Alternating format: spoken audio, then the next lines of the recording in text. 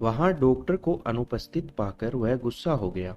Patient को देखने का समय हो गया था और डॉक्टर महोदय अपनी कुर्सी पर थे ही नहीं। पता करने पर उसे मालूम हुआ कि वह ऑपरेशन में बिजी थे और आने में करीब 1 घंटा और लग सकता है। मनोज सोच ही रहा था कि आज वह वापस माँ को घर ले जाए। तभी कविता का फोन आ गया। देखो, माँ का ख्याल रखना। भीड़ देखकर माँ घबरा जाती हैं। कविता के चिंता भरे शब्दों को सुनकर मनोज ने फोन काट दिया और घर वापस जाने का ख्याल दिमाग से निकाल दिया। उसे पता था ऐसा करने पर उसे कविता के गुस्से का सामना करना पड़ सकता है। माँ बाकी और मरीजों के साथ सुकड़ी हुई बेंच पर बैठी थी और मनोज बेचैनी से इधर उधर चक्कर काटता हुआ समय बिता रहा था। तभी अचानक एक व्यक्ति उसके सामने आकर खुशी से उसके गले लग गया। यह उसका बचपन का दोस्त राजू था। राजू हमेशा से साफ मन का था, ये बात मनोज जानता था।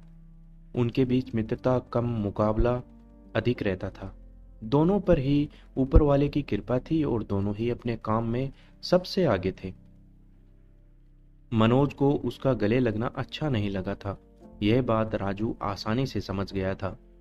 अब उसे छोड़ राजू ने अपने बूढ़े पिता को सहारा देकर बेंच पर लिटा दिया और उनके पास ही बैठ गया।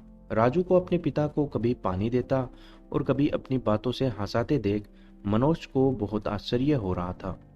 उसे ऐसा करते देख वह भी किसी भावना से माँ के चेहरे पर प्यार उमड़ आया और माँ को पानी पिला। जब उसने देखा राजू के पिता सो गए हैं तो वह राजू के पास गया। उसे पता चला कि राजू पिछले 6 वर्षों से अपने पिता को शहर ले आया था और अपने पास रखे हुए था।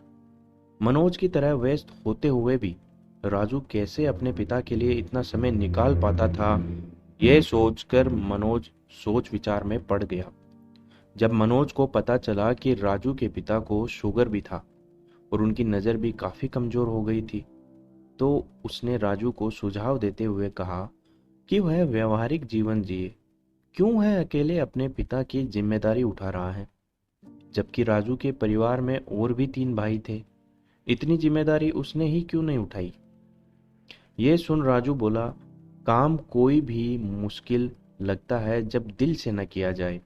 जब पिताजी ने हम चारों भाइयों को कभी बोझ न समझा, तो मैं उन्हें कैसे बोझ समझने की भूल कर सकता हूँ।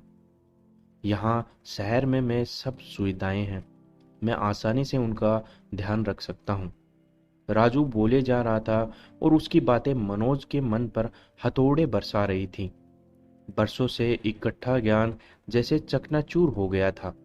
उसे अब समझ आ रहा था कि कैसे स्कूल टाइम में असफल होने पर माँ ने ही उसकी आंखों में कुछ कर दिखाने के सपने दिखाए थे।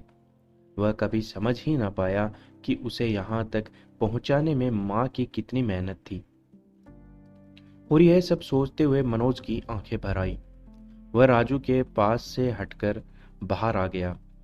आंसू से भरी आंखों से उसे सब धुंधला नजर आ रहा था और उसको अपनी आंखें कमजोर नजर आ रही थी। उसे लग रहा था कि माँ की नहीं, आंखें तो उसकी कमजोर थीं, जो कभी माँ के मन के भाव को देख ही नहीं पाया।